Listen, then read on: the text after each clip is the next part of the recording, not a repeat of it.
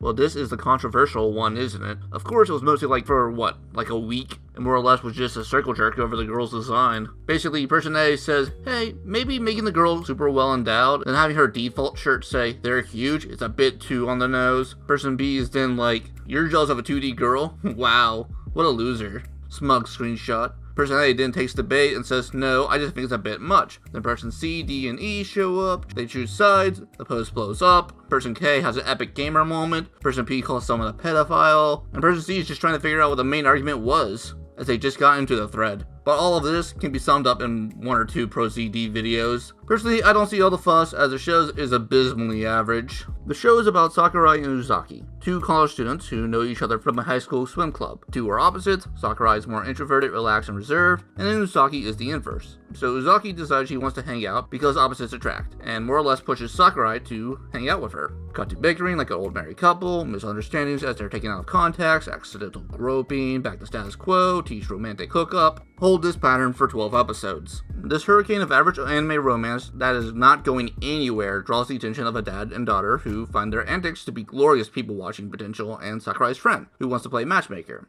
And obviously that friend and the daughter will get together. This is a typical holding pattern as the writers can see how long they can hold this before getting them together, so they can maximize volume sales, and you will all eat it up for an entire season 2, as they hook up at the pace of a turtle. Fake slow romance is a dime a dozen, but hey, this is generally fine. So I should address where the series loses points, and that is the subplot of Usaki's mother hearing the 2 out of context and thinking Sakurai wants to take her, but he really just wants to see the family's cat. And I'm like, can you not? The only reason I can see someone going nuts for this series is that they're diagnosed with girl hot syndrome, where they're so in love with her smugness, her personality, her other personality, that any negatives of the series are outweighed by seeing their waifu in action. The only real thing to note is that the series is done by a relatively new studio, and this came out looking and sounding good, with only a few parts where you can tell budget ran out, as you have some low-res character models in the background, so hey, good luck on your future series. Moving on, let's take a look at another series that I don't need long to explain, Lapis Re, or Idol Series 571. Lapis' variation on the Idol formula is a fantasy setting with magic witches that are idol girls in a all-girl magic school.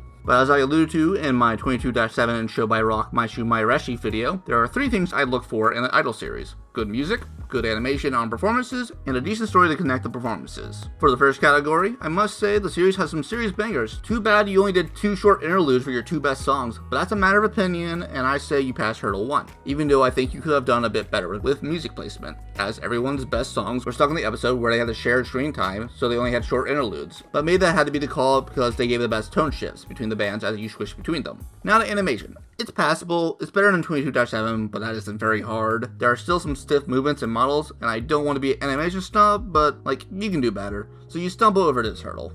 That leaves the story. The series is about Princess Tiara, who decides to run away from home to join the magic school, where she is assigned to the last chance group of students at the risk of being expelled for having failing grades. So she must use the power of friendship to help get those grades up, to raise their standing so they're not expelled. While at this, she befriends the other groups at the school. They, of course, do the whole, oh no, we failed, now we must question ourselves, have a reunion, and save the day from a roaming horde of plot devices. Thus, showing friendship and believing in yourself is key to success. I'm of 2 minds when it comes to this plot and the world this story builds. I'll start with the positives. There's a good amount of effort being put into explaining and validating the idol part of the series, as they explain that a lot of the energy the city needs for lighting and defense is generated for these performances, as the mixture between the magic of the performers and the energy of the crowds creates a strong mana source. So it is natural that the school would reward students for being able to do this. This explains why there are numerous idol groups in the school. Also, having multiple groups also helps diversify the styles, and that feeds back to hurdle 1. However, having so many characters also forces you into watering a lot of them down, as several characters, if not most of the cast, have maybe one characteristic, and some of them can be kind of painful to watch. Looking at you, Walking Sis-con.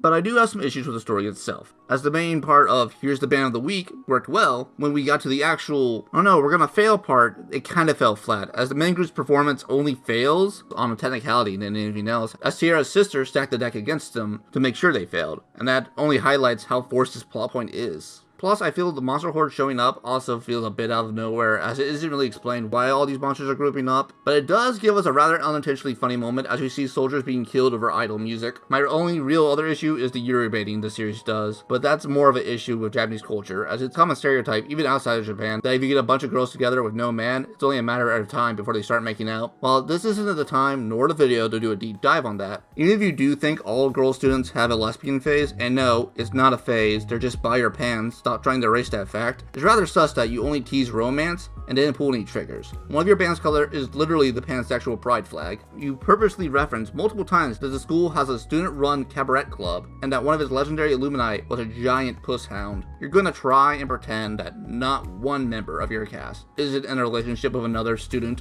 either in or outside the cast. I think this is some serious baiting, and you should have pulled some trigger if you're going to do this amount of setup. I would have even accepted the Maishu Mairashi process of them just holding hands. It's not that hard to write, and doesn't require that much time in the grand scheme of things. You can do better. Overall, both were fine.